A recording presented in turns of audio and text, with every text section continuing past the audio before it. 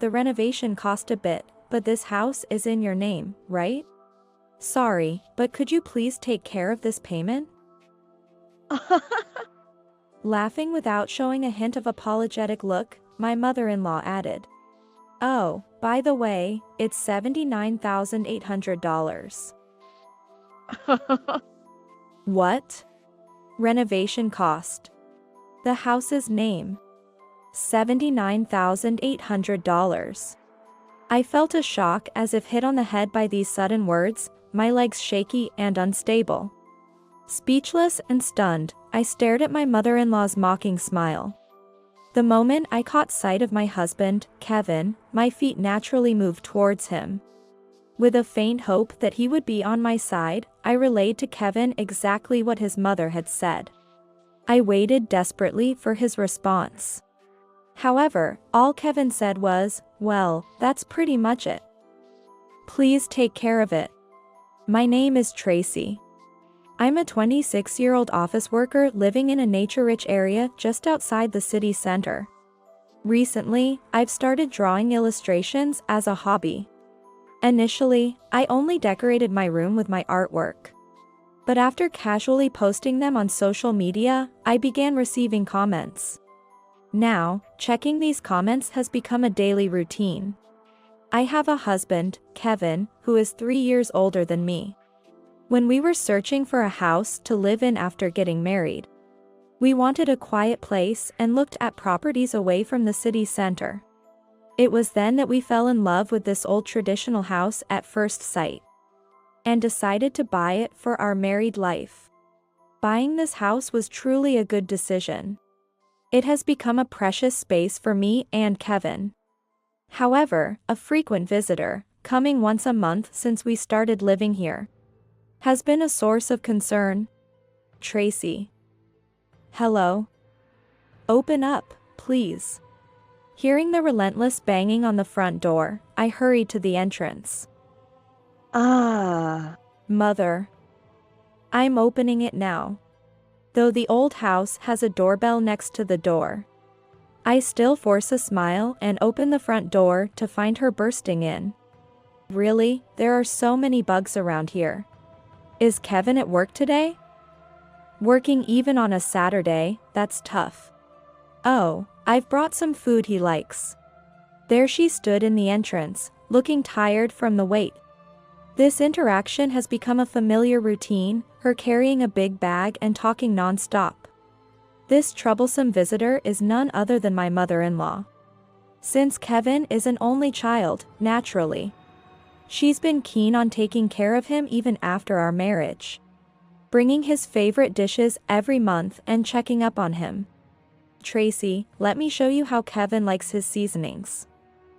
And about him. She instructs me in household matters, which is appreciated, but last month, she rearranged everything in the fridge to her liking. And the next morning, I had to start breakfast by searching for the ingredients. When we got married, Kevin said, if my parents ever need care, I would like them to live with us. Please be okay with that. I feel sad thinking about giving up this beloved old house if it comes to that. But I've resigned myself to the possibility. More than that, the thought of living with my mother-in-law all the time fills me with dread. And I feel sorry for Kevin. 2 years into our marriage in this traditional house, my father-in-law missed a step and broke his leg and hand. My parents are getting quite old, so I think they'll need our help from now on. As we talked about before our marriage, it's about time we start living together. Yes, I'm worried too, so that seems like a good idea. And I can still continue my hobby of painting, right? I was genuinely concerned about my father-in-law's health, so I quickly agreed to the idea of living together. However, I was anxious that the responsibilities of household chores and caring for my in-laws would leave me no time for my hobby of drawing illustrations. Kevin, seemingly unaware or indifferent to my concerns, simply said, I want you to prioritize the housework, and left for work. Left alone in the room, I felt a sense of resignation toward Kevin's self-centered thinking. I began to sort through my feelings while looking back at the illustrations I had drawn so far. But just as I had made up my mind about moving in together, an unexpected situation arose. I was working as usual at my job. Right after a major meeting had ended and I was about to take a break, I suddenly felt numbness in my hands and feet, followed by severe dizziness, and I collapsed on the spot. Fortunately, my life was not in danger, as my colleagues immediately called an ambulance. After undergoing tests, I was diagnosed with a young stroke, likely caused by my previously ignored high blood pressure. Though regretting my negligence was pointless now, the hospitalization, including detailed examinations, surgery, and rehabilitation, was expected to last about 3 months. The transition from diagnosis to hospitalization went smoothly, but I noticed a lack of concern from Kevin. After being diagnosed with a young stroke, I shakily took out my phone and called Kevin. All I heard from him was, "I see. Well, living together will have to be postponed then." His voice sounded more disappointed about the delayed living arrangement than concerned about my condition. I was speechless, not expecting him to be more worried about our future life with his parents than about my health. Since my father-in-law was still hospitalized with a fracture, I didn't have to worry about caregiving duties immediately and could focus on my recovery. Although Kevin and I don't have children, which was one less concern, every time I met my in-laws, I remembered their eagerness to see their grandchildren.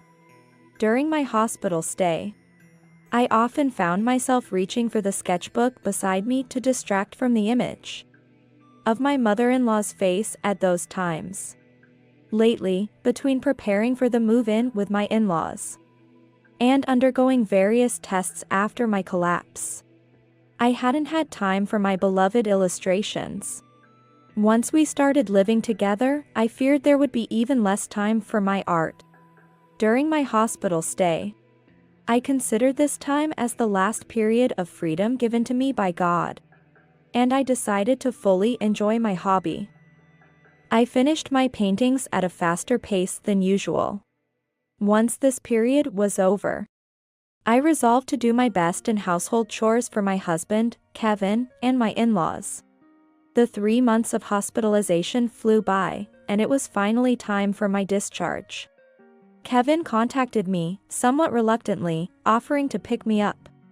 However, wanting to spend a little more time alone, I regretfully declined his offer. Reflecting on it, the 3 months in the hospital had passed in the blink of an eye. This might be my last chance to spend time on my hobby. As I rode the bus, trying to sort through my restless feelings, I noticed the familiar scenery outside the window and realized I was nearing home. The sun shone on the beautiful green leaves, making them sparkle. I felt indescribable emotions, thinking this might be my last goodbye to this nature-rich landscape.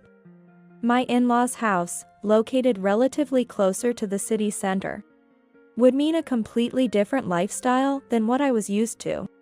I truly loved spending time in this quiet place away from the urban noise. With a heavy heart, I slowly got off the bus at the familiar stop, approaching what was soon to be my former home. I stopped in my tracks at the sight that greeted me. Wait. My favorite old traditional house was supposed to be here. However, an unfamiliar house now stood in its place. Wondering if I had mistakenly gone to the wrong location due to my long hospital stay, I checked the surrounding buildings and the path I came from. But it wasn't a mistake. Is this our house? There was no point in wandering around confused, so I hesitantly pressed the doorbell of the house. A familiar voice answered, "Yes." It was unmistakably my mother-in-law's voice. Feeling disconnected from reality, I replied softly, "It's Tracy." The front door swung open, revealing my mother-in-law in her house clothes. "Oh, Tracy, welcome back. You're earlier than I thought. Kevin was supposed to pick you up since you must have a lot of luggage." Excuse me. Why has our house changed so much? I asked incredulously, interrupting my mother-in-law who was casually continuing the conversation while scratching her bedhead. Ignoring my agitation, she said, "Tracy, why are you so flustered? Come in, this is your house too." Kevin. Tracy's back. Ah. Welcome back. I was waiting, Kevin said, taking my luggage and inviting me inside. Why has the house changed like this? And why are you here, Mother? I demanded, unable to comprehend why our home had transformed. And why my mother-in-law was there. Kevin avoided giving a direct answer and opened an unfamiliar door, revealing the living room. I was shocked by the sight of the new sofa, dining table, kitchen. Everything was completely different from before. Then my mother-in-law, laughing, came into the living room and sprawled on the sofa, starting to watch TV. She laughed heartily, clutching her stomach. "Why are you in our house, Mother?" "Oh, Tracy. Why, you ask? Your hospital stay was long, wasn't it? I've been here helping out with the house and taking care of Kevin." I wondered if her helping out with the house meant doing household chores or something to do with the house's transformation. With a sinking feeling, I pressed her on why our traditional house had changed so much. Without any hint of guilt, she casually said, "Well, we're going to live together, aren't we? I just remodeled it into a two-family home, that's all." Her words about remodeling our house into a two-family home echoed in my mind. I never expected my mother-in-law, who always interfered in our lives, to go as far as remodeling our house without permission. The initial plan was to live with my in-laws in their house near the city center. My mother-in-law used to complain about the bugs and the walk from the station every time she visited our old traditional house. So why did it end up being decided that she would live here? I admit, at first, I was also dissatisfied with the bugs and the distance from the station. But, that was a mistake. What do you mean? You see, I was watching TV the other day and learned that my favorite celebrity lives quietly away from the city center. They said that while being far from the station can be inconvenient, walking is important for health, right? And lots of bugs just mean that nature is abundant. I want my future grandchildren to play and interact with nature. I was really impressed by that way of thinking. But I was never informed about living in this new house. And I really liked that traditional house. Even I, who used to say such things, have changed my mind. So, Tracy, your opinion will change too. I understand that traditional houses are stylish. But think about your old age. What? Living in a house with drafts like a traditional house is hard because it's cold. The heating and cooling aren't efficient either. And if the house isn't barrier-free, it'll be tough as you get older. What if your father gets injured again? My favorite life in the traditional house was gone due to my mother-in-law's self-centered thinking. Shocked and speechless, I was bombarded with more words from her. Oh, and here comes the important part. Turning off the TV she had been watching, my mother-in-law whispered to me with a smile. "The renovation cost a bit, but this house is in your name, right? Sorry, but could you take care of this payment?" Unapologetically laughing, she added, "Oh, by the way, it's $79,800. What? Renovation cost? The house's name. $79,800. I felt as if I had been struck on the head by the sudden words. And my legs trembled unsteadily. Speechless and stunned, I stared at my mother-in-law's mocking smile. The moment I caught sight of my husband, Kevin, my legs naturally moved toward him. Hoping he would be on my side, I told Kevin exactly what his mother had said. I waited for his response, clinging to a sliver of hope. However, Kevin's only reply was, "Well, that's pretty much it." Thanks. That's right. He's that kind of person. Even when I collapsed from a stroke, he first worried about our living situation and didn't show any concern for my health. He's the type who says white if his mother says black, and who would stop at blue and go at red if she said so. Mommy's always right. That's his belief. All the discomfort and dissatisfaction I had felt toward my husband came rushing out once I expressed them. I truly didn't care anymore. I'll cut ties with this family myself. All right, I understand. Kevin, I am divorcing you. And mother, please take care of the renovation cost yourself. I said everything in one breath and turned my back on them, stepping forward to leave this place. However, it seemed they weren't going to let me go that easily. Okay. I've been cold towards Tracy for a while now. Doesn't matter to me. Divorce?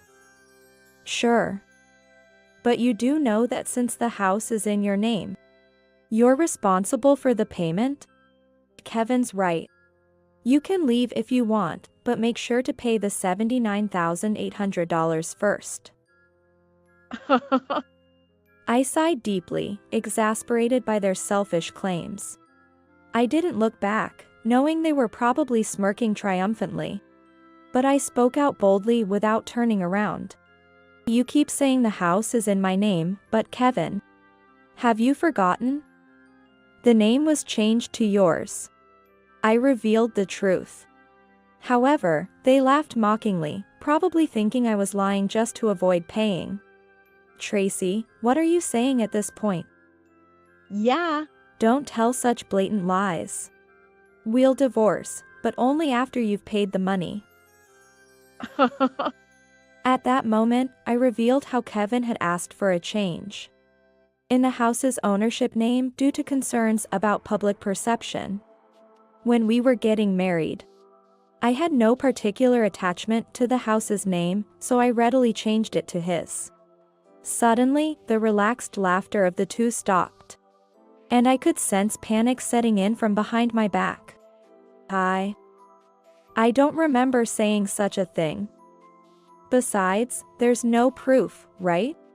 Anticipating this response, I turned around and walked past them to open a drawer in a shelf from our previous house. Let's see. It should be around here. Found it. This is the proof. I pulled out the document showing the property and house ownership, thrusting it in front of their faces, carefully pointing to the part where Kevin's name was listed. I emphasized, here. Can you read this? Look closely. Kevin's face turned pale the moment he saw the document. This is fraud. I never thought it was actually changed. Besides, $79,800. There's no way I can pay that. As soon as he realized he was liable for payment, Kevin started shouting loudly. His behavior resembled a child throwing a tantrum when things didn't go his way. Disgusted with his attitude, I decided to end the relationship. It seems a proper conversation is impossible here. From now on, let's handle everything through a lawyer. Mother, your son seems to be in quite a situation. I can't do anything more, so please take care of him from now on. Goodbye. I smiled at my stunned mother-in-law standing next to my ranting husband, turned my back, and left the house. After a while, I received a call from Kevin. Tracy, I'm sorry. Is there any way you could forgive me? Impossible. I can't forgive what you and your mother did to me. But why? Why? Kevin was sobbing on the phone. There's no point in talking with a child who can't have a proper conversation. Don't contact me again. If you have something to say, talk to my lawyer." With that, I hung up the phone. Despite a few more attempts to contact me, I ignored them and decided to communicate only through my lawyer. The divorce with Kevin went smoothly due to our previously strained relationship and the issues with the house. Additionally, the claim of fraud regarding the name change on the house was dismissed since it was done 3 years ago during our marriage with mutual consent. My lawyer assured me this is neither fraud nor anything else, which completely alleviated my worries. It turned out that the renovation costs for the house were supposed to be paid in full immediately after my discharge from the hospital. It was a well-thought-out harassment to push me into hell right after I had endured surgery and rehabilitation. Ultimately, since the house was in Kevin's name, the obligation to pay in full fell on him, leading to his own downfall. Moreover, he had to pay the compensation after our successful divorce. I had no interest in knowing about my ex-husband, who faced a huge sum of renovation costs and compensation. Later, I received an apology from my ex-father-in-law, who had been hospitalized with a fracture, saying, "I'm sorry for what my wife and son have done." He apparently had no involvement in this matter. However, despite everything that had happened, there was no change in the fact that for 2 years after our marriage, he had turned a blind eye to my ex-mother-in-law doing as she pleased, and to the cold attitude of my ex-husband. So I simply replied, "Understood," to his apology, fully cutting ties with that house and moving on to a new chapter in my life. Since then, my health has gradually improved, and I was able to return to work. I can now immerse myself in drawing illustrations whenever I like, which I used to do under my ex-husband's scrutiny. Originally just a hobby, I continued to share my illustrations on social media, which led to work offers. Now, I often draw more for work than as a hobby. I'm about to visit an old traditional house in a rural town. My dream is to buy an old house with the compensation from my ex-husband and my savings. Create an environment where I can focus on painting, and eventually open a studio. I'm taking the first step towards that dream today. Riding the bus, I gaze out at the scenery and am reminded of that day of my discharge. The nature-rich view outside the bus window on the day my life dramatically changed is vivid in my mind. I feel cheerful and excited about my new life ahead, as the leaves of the trees shine brightly in the sunlight.